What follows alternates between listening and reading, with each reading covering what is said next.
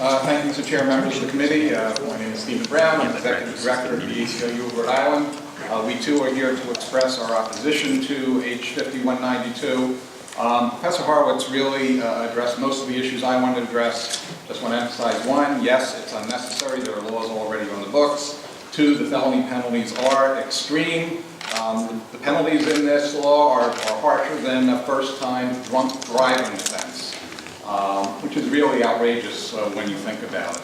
Professor Horowitz talked about the incredibly broad wording of the bill, which would apply to could apply to a whole host of people, including panhandlers and others. And that gets to my final point, which I want to emphasize, and that is everybody understands that's not the purpose of this bill, even though it could be used against panhandlers, jaywalkers, and others. Instead, it's aimed at people who engaged in political protest. And we think passing a law to engage in that type of questionable selective enforcement is really inappropriate and unfair, and we hope that the committee will reject that notion. Thank you. Thank you. Any questions for Steve? Thank you. Thank you again. The ACLU opposes this legislation for most of the reasons that I explained earlier. As you've heard, it is unnecessary. It is already against the law. The only real difference is the penalties, but the language of this bill is broader in some respects. The term freeway appears to cover more roads than Representative Hull's bill.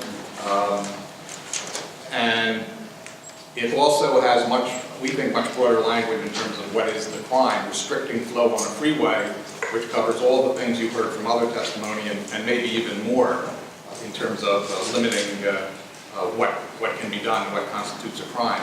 In terms of the penalty, Representative Canario talked about how he was trying to have it match the disorderly conduct statute, but it does not. It increases the penalties. Right now, the crime that exists for obstructing a highway is 6 months in prison. We believe that is appropriate.